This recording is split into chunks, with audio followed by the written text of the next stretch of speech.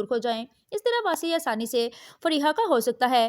یہاں پر فریحہ موقع کا فائدہ اٹھاتے ہوئے واسی سے کہتی ہے کہ تمہاری بیوی نے اگر یہ بات تم سے چھپائی ہے کہ اکرم اس کی بہن فضا کو پسند کرتا ہے، تو ہو سکتا ہے کہ تمہاری بیوی والے تم سے اور نہ جانے کتنے ساتھ چھپا کر بیٹھی ہو۔ یہ سنتے ہی واسی بہت زیادہ پریشان ہو جاتا ہے، کیونکہ وہ فریحہ پہ بے پناہ اعتبار کرنے لگا ہے۔ اسے لگتا ہے کہ فریحہ آج بھی اسے اتنی ہی محبت کرتی ہے جتنی پہلے کرتی تھی۔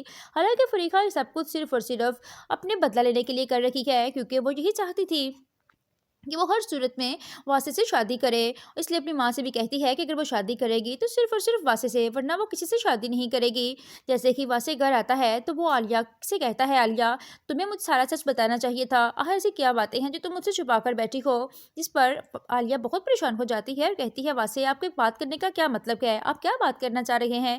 جس پر واسی سارا سچ عالیہ کے سامنے رکھ دیتا ہے اور کہتا ہے، تمہاری بہن اور اکرم دوسرے کو پسند کرتے ہیں، یہ بات تم نے مجھ سے کیوں چھپائی؟ جس پر عالیہ بہت زیادہ خاموش ہو جاتی ہے اور پریشانی کے عالم میں کہتی ہے کہ مجھے یہاں پر اکرم نے منع کیا تھا کہ وہ مناسب وقت آنے پر خود ہی آپ کو بتا دے گا۔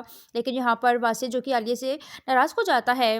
ادھر ناظرین آپ دیکھیں گے کہ اصفر جو کہ زویا کے گھر آتا ہے اور اسے کہتا ہے کہ آپ کی بیٹی زویا کے غیر محرم کے ساتھ تعلقات ہیں، آپ کی بیٹی کا کریکٹر بہت ہی زیادہ خراب ہو چکا ہے، اس لیے بہتر یہی ہوگا کہ میں اسے اپنی زندگی سے نکال دوں۔ یہ بات سنتے ہی یہاں پر زویا کو بہت زیادہ غصہ آتا ہے اور وہ اصفر کے منہ پہ زوردار تھپڑ مار کر کہتی ہے کہ تمہیں کیا لگتا ہے کہ میں تمہیں چھوڑ دوں گی؟ ایسا ہرگز نہیں ہونے والا، میں تم سے طلاق تو لوں گی ہی، لیکن اس کے ساتھ میں تمہیں بھی اس قابل نہیں چھوڑوں گی کہ تم باقی لڑکیوں کی زندگیاں برباد کر سکو۔